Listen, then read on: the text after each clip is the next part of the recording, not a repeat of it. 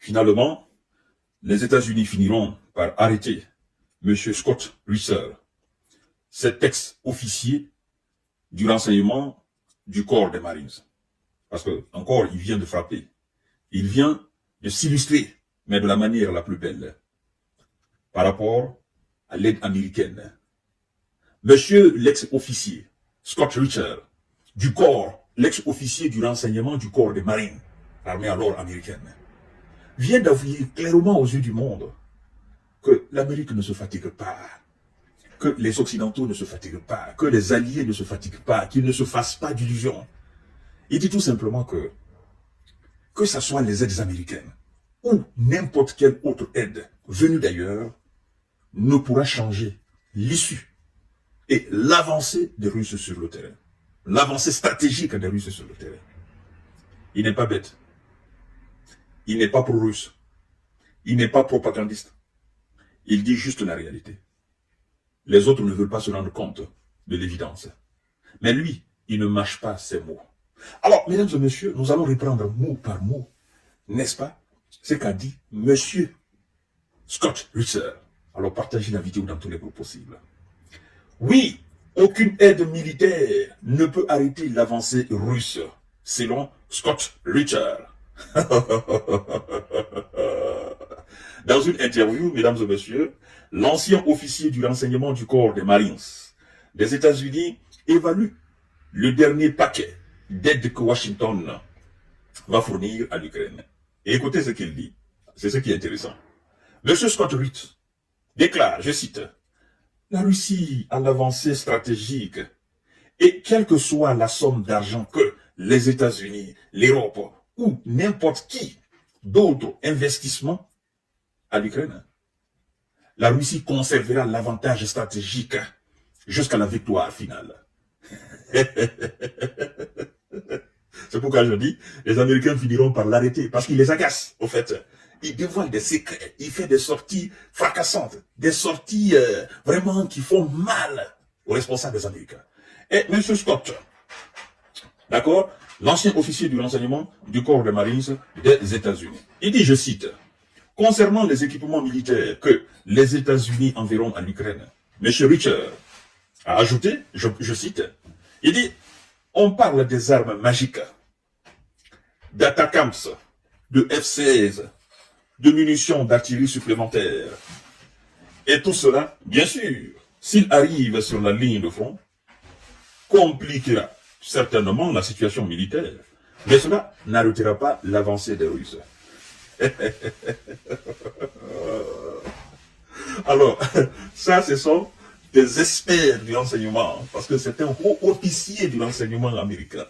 C'est des gens qui connaissent le terrain, qui connaissent la nature, n'est-ce pas, des équipements militaires américains, qui connaissent aussi la nature des équipements militaires russes, qui connaissent, n'est-ce pas, la capacité de l'armée américaine et la capacité de l'armée russe, qui connaissent le terrain en Ukraine et qui savent exactement ce qui se passe sur le terrain. On vous parle quand même d'un officier du renseignement du corps des Marines. C'est pas n'importe qui, mesdames et messieurs. C'est pas n'importe qui.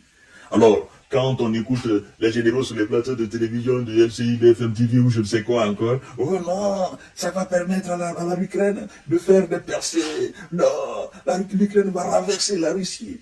C'est rigolo, c'est pathétique, c'est mal connaître la Russie, c'est mal connaître la détermination des Russes, c'est mal connaître la stratégie des Russes, c'est mal connaître aujourd'hui l'engagement des Russes, c'est mal connaître ce que vise le Kremlin dans cette situation-là. Les Russes vous ont 1000 fois dit que la situation ukrainienne est une question existentielle pour la Russie. Qu'est-ce que vous ne comprenez pas dans le mot existentiel? La situation en Ukraine est liée à l'existence, la vie de la Russie. C'est pas la vie de Vladimir Poutine, mais la vie de la Russie. Parce que les Russes se disent quoi? Si les Américains réussissent à faire de l'Ukraine ce qu'ils veulent, mais nous les Russes, on n'est plus en sécurité, on n'est plus une Russie, mais c'est fini, nous sommes muselés. Et donc il faut qu'on leur montre notre dent, la couleur de nos dents. Et ça va se passer sur le terrain en Ukraine. Et même s'il faut utiliser le nucléaire stratégique, nous allons le faire, parce que nous n'allons pas permettre que l'Ukraine soit Alors, une véritable base militaire américaine juste à la porte de la Russie pour nous espionner. Qu'ils se contentent des pays comme la Finlande, comme la Suède, comme la Roumanie, comme l'Lettonie, comme la Pologne, qui se contentent de ces pays-là, mais pas l'Ukraine. Non, on ne permettra pas cela. Alors, mesdames et messieurs, ce sont les patrons du renseignement américain qui parlent. Vous comprenez?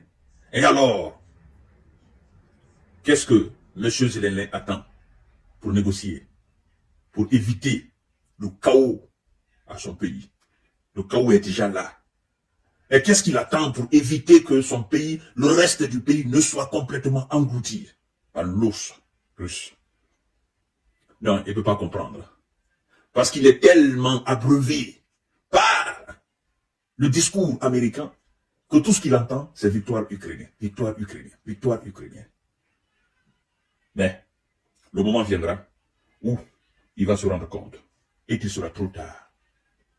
Nous allons assister, n'est-ce pas, au fournissement de ces armes-là. Et nous allons voir ce qui va se passer sur le terrain.